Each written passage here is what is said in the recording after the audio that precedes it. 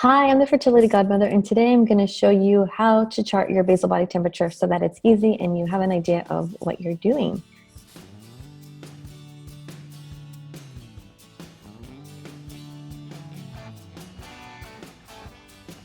I am Denise Noyer-Erez, and I'm a fertility acupuncturist and the owner of AIM Wellness Clinic in Westlake Village, California. I help couples identify and correct the underlying conditions that are keeping them from getting pregnant. So welcome to my YouTube channel. I'm happy to have you here. Today I'm going to share with you exactly what you need to do so that you can chart your basal body temperature and just keep it simple and you know a little bit more why you're doing that. And if you haven't checked out already, make sure you check out our video in depth about why it's important to chart your basal body temperature, because it does give you a lot of great information. So I'm going to go ahead and pull up a perfect basal body temperature chart right now.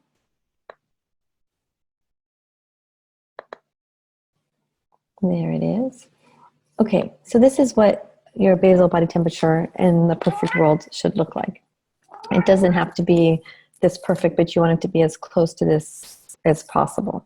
So first of all, what you're going to need is a thermometer. It's really important to have that.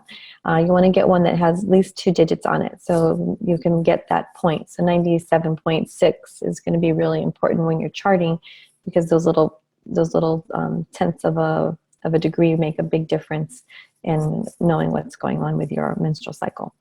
So you want to have that. You'll have a pen next to your bed, a piece of paper, or even your phone if you're collecting the data on an app. And there's a lot of great apps out there. What you're going to see is, well, first thing you need to do is, before you do anything else, you want to take your temperature. So before you roll over and hug your honey, before you go let the dogs out, you need to just take the 30 seconds and take your temperature. You're going to stick the thermometer underneath your tongue. That seems to be the most comfortable way to do it. You can also put it in the vagina. It's more stable there, but a lot of people aren't comfortable doing that. So as long as you're consistent, it doesn't really matter. But you can go ahead and do that first thing, put the thermometer under your tongue to get your temperature, and then you're going to record it down before you do anything else. It's also really important that you get 3 hours of an uninterrupted sleep, because that'll give you more of an accurate reading. If you aren't able to get the 3 hours, then you can go ahead and take your temperature, but you want to make note of that because it's going to affect your temperature. So you want to just know why your temperature is off that day. The other things that can affect your temperature are if you had alcohol the night before, if you had a headache or a stressful day, if you had a bad night's sleep. There's a lot of different things that can impact it. So this isn't like the perfect science, but it's really great information. And that if you jot down those reasons why, especially if you had a headache or something like that happened, we can be able to track that and look back and see what was going on. So it's important to know that. What you want to look at as you're charting every day, you can see the beginning of your cycle here. So you're going to start. It's best to try to start on cycle day 1, a new chart every month. So on cycle day 1, you'll start here, and it should be fairly low below this red line here. And you want it to stay somewhat stable. One thing I see a lot of charts that go up and down, and that gives us some really good information. There's something going on in your life or in your body that needs to be corrected. A lot of times this has to do with just managing stressful situations. We see that a lot.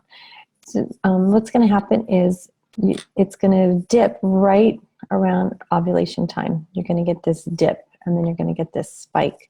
And so technically you should be ovulating. This person ovulated around cycle day 13, 14. But by the time you get the spike, you've already ovulated, so you've missed your mark. So it's really important to know that for information. What you do want to mark on your chart as well, though, is if you've got any fertile mucus, because that, again, will help us just determine, or help you determine, are you getting the fertile mucus around your ovulation?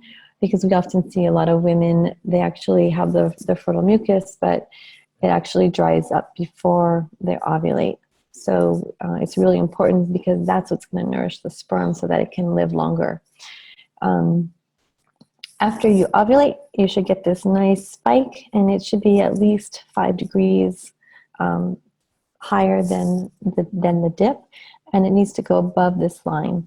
So you can see that this one stays pretty consistent. Sometimes you'll see it be consistent, and then halfway through it drops, and then it stays down here. Sometimes it goes back up and down. It's really important for it to stay consistent. That shows that you're having a healthy cycle, and it needs to be elevated above that red line. So if it's not above that line and it's yours, you don't see those changes, that's also really important information that there's a hormone imbalance that needs to be corrected before you're trying to conceive, and it could be some really valuable information as to why you've been having some difficulties. Your temperature should, again, stay elevated, and then right before you get your period, if you're going to get your period, it'll drop, because and then it'll start all over again. You want to, again, pay attention to if you have any symptoms before your period, you can write that down. It's really great because they should also be corrected. It's a sign. You shouldn't have any cramps or bloating or moodiness, sensation before your period, because there's a lot going on. But any cramps or bloating or moodiness, that's indicating that you need to improve the health of your reproductive system. You need to get some really healthy circulation there and correct that imbalance. The other thing, of course, is important to know when your fertile window, how often you have sex. So you want to keep chart of that. And I think that'll do it. I know it's a lot of information, but it's a really great tool. It will give you some great information. And if you haven't already, make sure to check out the why, because it's always important to know why you're doing something. I did talk a little bit about that now, but you'll get some more information on our other YouTube video. So if you haven't already, please make sure to click the red button below and subscribe to our channel, and give us a thumbs up if you like this video. And here's to your healthy fertility. We'll see you soon.